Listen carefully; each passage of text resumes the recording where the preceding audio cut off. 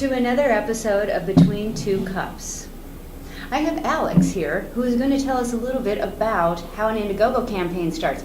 In fact, he is the guy that sent you guys all that brilliant information about how to do things and what to put out there and social media, and he did the CogniTea campaign. So, Alex, will you tell my class a little bit about CogniTea and how you started this? I would love to. Thank you for having me. I've been a fan. I've been a fan for years. Of my show? I've been watching Between Two Cups for at least 3 or 4 years. I'm certain. Right. I have a lot of very popular people on this show. Yes, it was on my bucket list. Now that I'm on your show, I can cross that off. So, perfect. I'm very happy to be here.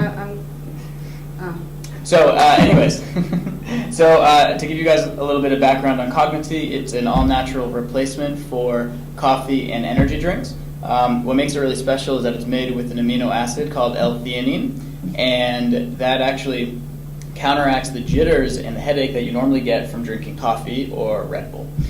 So it's a much more focused and centered type of energy. So we call it productive energy. It's energy you can actually use.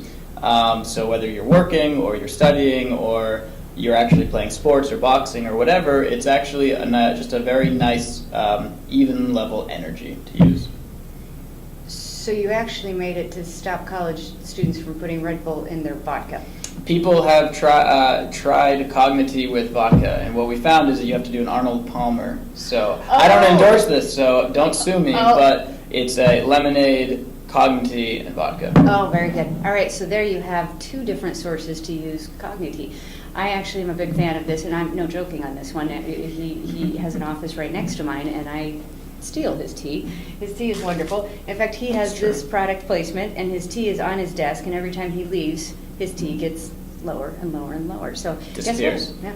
I'm going to bring some to you for the launch party. You will be able to try this, right? She's going to pay for it.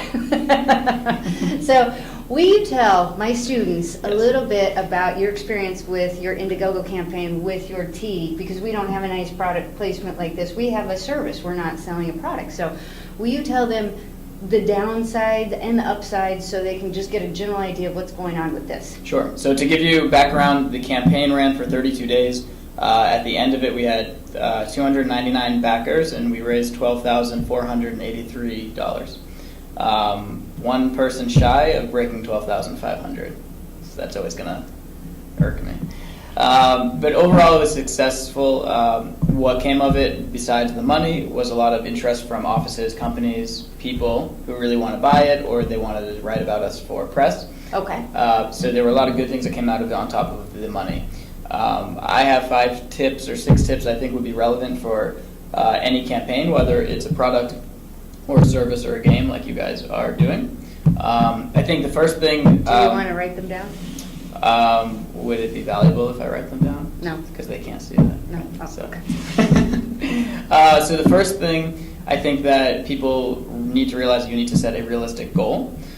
Something that you can achieve within probably the first day or 2 between family and friends and your own network. People think that setting a high goal is going to create interest, but actually it backfires because the longer you stay at 0 or 10% subscribed or 20% funded, there's not a lot of interest there. So people only want to back projects that are doing well. It means that other people have faith in the people and the idea. So you want to set that goal low.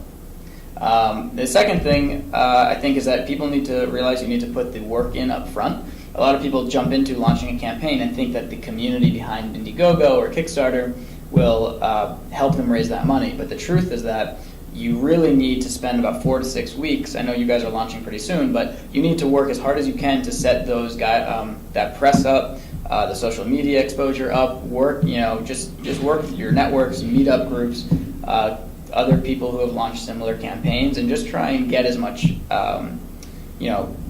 FaceTime with people. So those 636 people that you got on our Facebook page 3 weeks ago, there was a reason for that, as you see.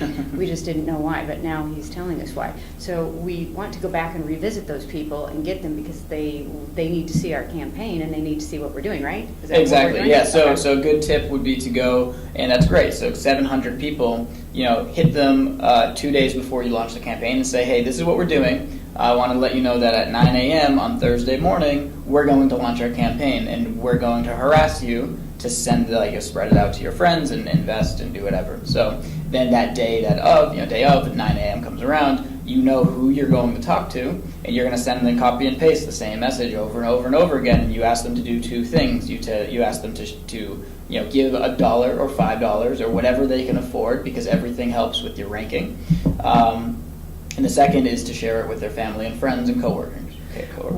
I thought one of the reasons why I wanted to interview you is because you did make $12,000 or $12,483. And I thought maybe you could just donate your money to our campaign. I already wrote a check. Well, then we're done. There we go. We just made $12,480. No, it was 11,000 because you have the fees. You have to subtract it. Oh, we have fees? Yeah, so actually that's another good point, is that you need to account. So since you're not doing a physical product, you have some luxuries here. But for us, not only was it our product cost, it was that you have to account for people who may want to return the product, or you want to keep them happy. Okay. You have to account for some sort of percent that's getting lost in the mail. So those two don't apply to you guys, but you do have Kickstarter or Indiegogo fees, which are 3 to 5%. Okay. You have payment processing fees at another 5%, 3 to 5. Okay. So factor all of that in. So if you do offer rewards, you know then how much those rewards cost, what you're net getting, and then what your margin will be there. We wouldn't have thought about factoring in the fact that the post office would steal our mail, but we will do that for our accounting people. You guys can do that. They steal about 10% of the mail. All right. So fraudulent post office people, we have not put in our game plan, but we will add that in very soon. So what else can you tell them before they launch here? On St. Patrick's Day, we're having a fabulous party downtown in Boise. So make sure everyone invests and gives you money before they start drinking. Or actually after 1 or 2 drinks, because then they're gonna have their wallets open. But everyone knows that on St. Patrick's Day, that goes downhill very quickly. Yes, you're very so true. Capture them before they get too far gone. Yes, and you said something about your campaign starts out real strong, and then there's some kind of lull time. I think we read that in the information that you send, and then there's this punch at the end.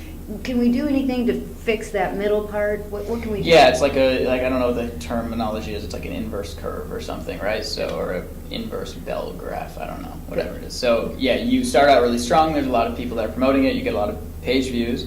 Then that goes down, and then you'll get a few hits of press, and you'll get a couple more page views. But for the most part, that excitement dies down because you have 700 people promoting it. And then at the end of the campaign, you hit those 700 people again, and you say, hey, give us some more press. We have 2 days left. Help us out. But you don't want to do that too often because you're going to piss everyone off.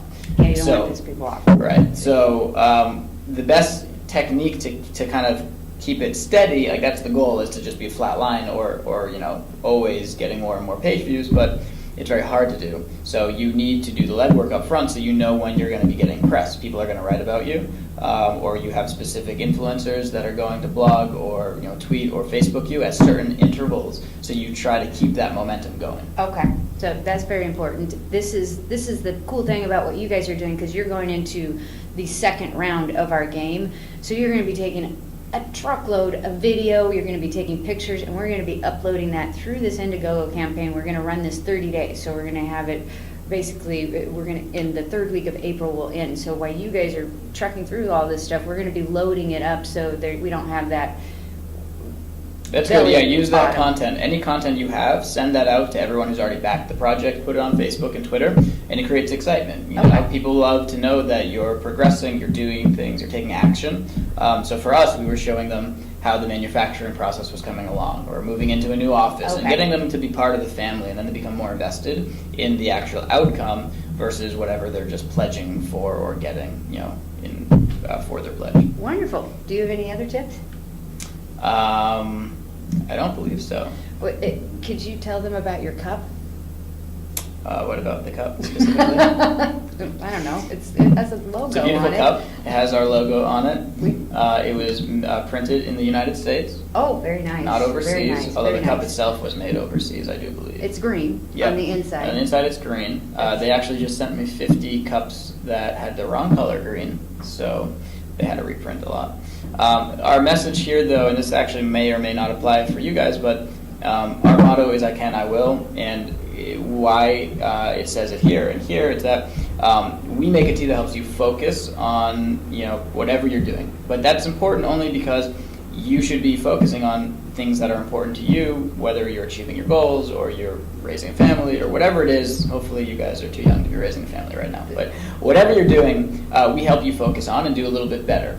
And so a brand, what we're trying to do is grow a brand here. And I don't know how that relates to you guys, but try to think outside of the box of just becoming a game for, like a nonprofit game, right? If you can find a deeper meaning of why people should care about what you're doing, a grander vision, a grander brand of what you guys stand for, try to incorporate that into all the marketing and all the campaign, because that's what people resonate with and that's what they like. And that's a good point. In fact, our branding is YOMO, your opportunity to matter for others. Cool. And we're going to have a lot of fun with this. You should have Drake. You should do a video and get Drake in on that video. Yes.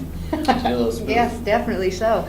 Well, I'm going to have Ben post the information for Alex and his company, because I'm not kidding you, his tea is fabulous. So he just got his website up, and so you can purchase it, and I'm going to bring a couple of them to the launch party. So I'll do some Trivial Pursuit, and whoever wins the answers will win some of this lovely tea, and you can try it for yourself. But I would highly recommend it, and you all should be thinking at a higher level, so perhaps you should all be drinking the tea, because somebody needs to be thinking in this class, don't you think?